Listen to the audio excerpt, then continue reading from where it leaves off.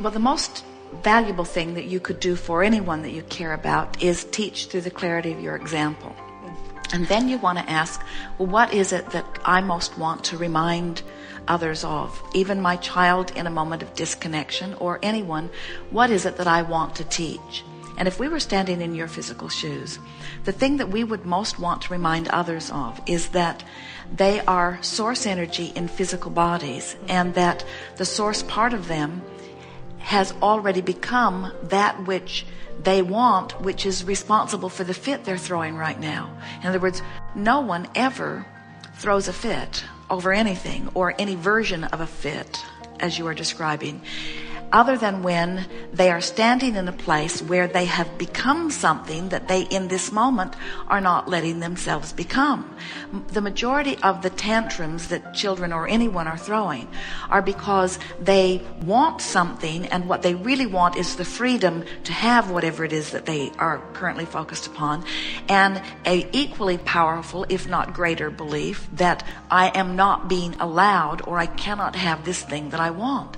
And the more sensitive you are to vibration, and the more you want something, the more that feels like a pillow being pressed to your face. So what you want to teach is that no one can keep you from anything, and that's not the easiest thing to do.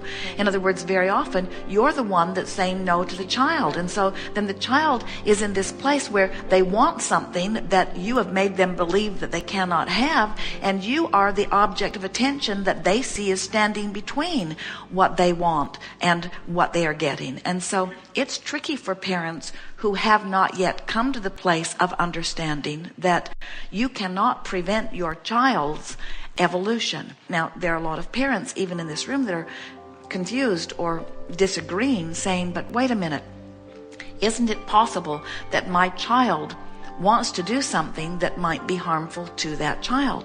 And we say, well, by the time you've all gotten so disconnected that you're trying to make your decisions about what's right and wrong based upon how conditions are turning out, you've gotten far enough away from your guidance system that we can see that it's hard to straighten it out.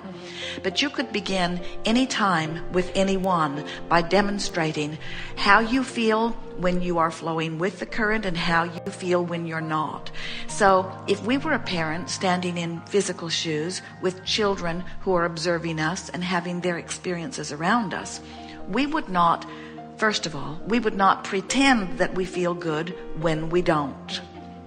And we would not try to coerce them into doing things by feeling bad. In other words, we would not get into a place where we really know what we don't want and then demand of them that they do things that make us feel better. Instead, we would demonstrate that life's happening out there, and that I, as your mentor or parent, have a choice in how I respond to life that's happening. I can freak out over little things, or I can be easy even over big things. I can demonstrate that I have control of my direction in the stream. And when I demonstrate that consistently, not only am I demonstrating my deliberateness of thought, but I'm demonstrating the ease that I feel as I'm going with the flow, and I'm also demonstrating a successful life, and by that we mean a joyful life. I'm teaching it all by example.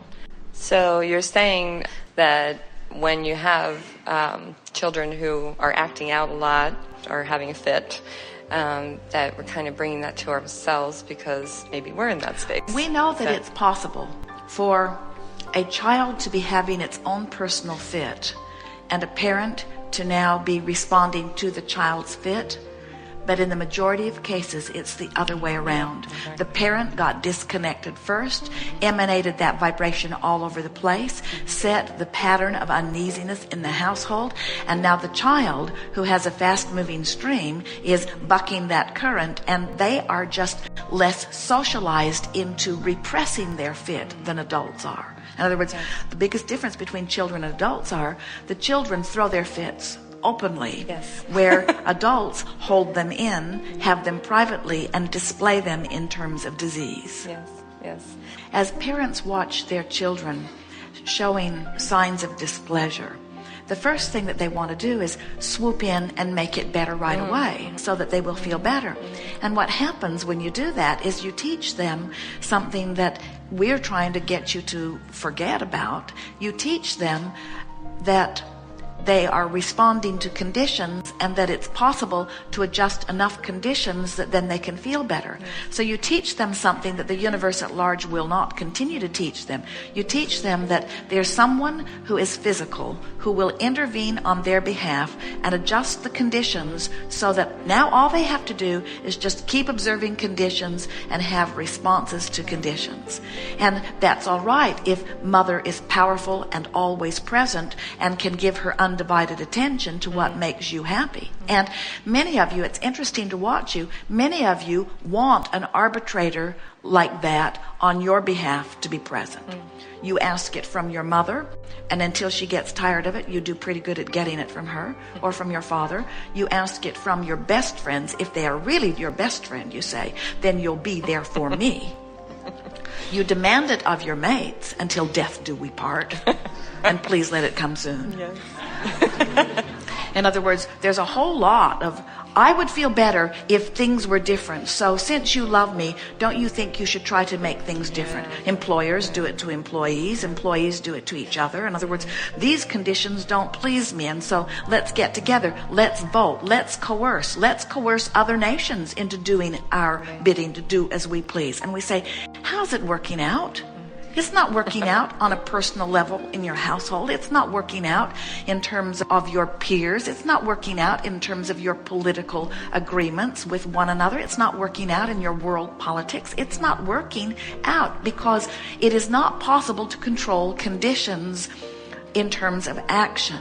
It is only possible to control the vibrational gap personally in you between where you stand and what you're looking at and how you're feeling and who you really are and what you have become. There is so much that you could do, any of you as parents, that are downstream behaviors with your children as compared to upstream behaviors, but you can't do it unless you're naturally and mostly flowing downstream.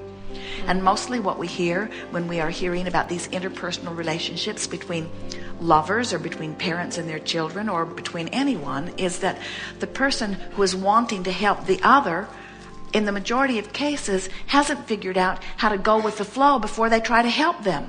And when you're pointed upstream, you can't help anybody. If you are not selfish enough to be in alignment with who you are, you don't have anything to give anyone, you see. That's why we often say that your children are the teachers, because they remember more clearly their worthiness and their power and their zest for life. In other words, they are as you were when you were born, and they are as you as a natural creator really are. They are here to demonstrate that, you see. So give us an example of something that you see happening, and we will step into your shoes and tell you what we would do if we were standing in your shoes. Okay. Well, my one little great niece, Maggie, does not, and I don't blame her, but she does not like to be in a car seat and be restrained or confined in a car seat. So it's often okay, well, we either sit in the car and just wait for her to decide she's going to get in there, because we're supposed to do that. We're supposed to put her in the car seat so it's safe for her. And you would be breaking the law if you did not? Yes, and we'd be breaking the law if we did not. All right, now let's assume that you are someone who has been restrained by this law yourself. Yes. Let's assume that you've decided that it's just easier to go with the flow of this law than to buck the current of it, even though you at one time survived riding in the back of pickup trucks with no seatbelt. In a station wagon, falling back and forth. But let's say that you have decided that your desire is that this child comply with the law or allow you to comply with the law, and so you've decided that this child is going to be buckled in. Now consider what we were saying earlier. We gave a couple of examples of it where this is what is.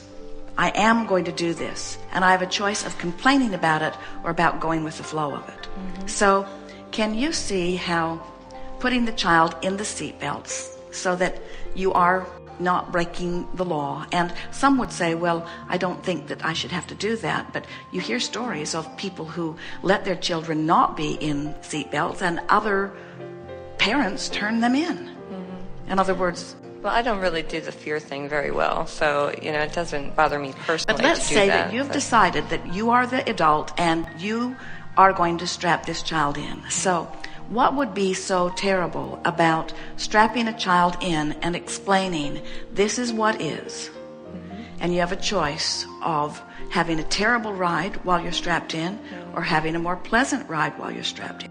You have a choice of complaining about it and fighting it and having a miserable time and making everyone else miserable, or you have the choice of going along with it. Now, when we talk like that, what does that evoke within you?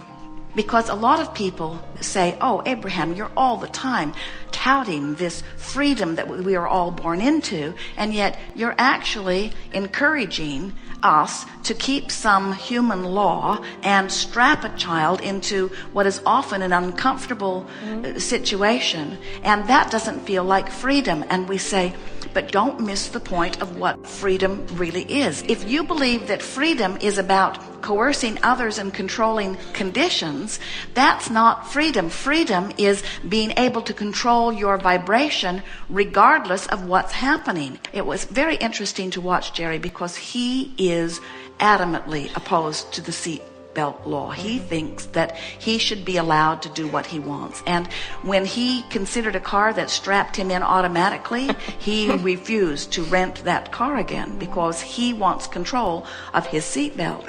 And then when he watched Kate, granddaughter Kate, she is 4 now, but she was much younger when she was first strapped in, and he watched her being strapped in, and he knew she could not be comfortable, but she didn't know any better, and so she acquiesced to being strapped in, to the point that when they would get in the car with her, the first thing she would do is encourage him to buckle up.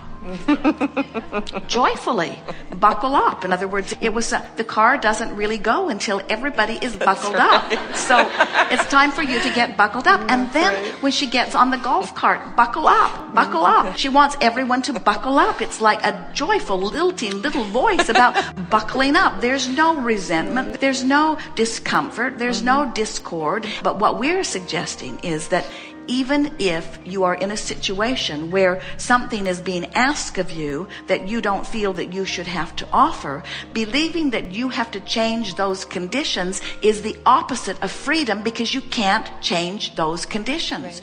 You could refuse to buckle up, but you can't change the law. And then every time you see somebody else you care about being buckled up, you're still in that controverted place.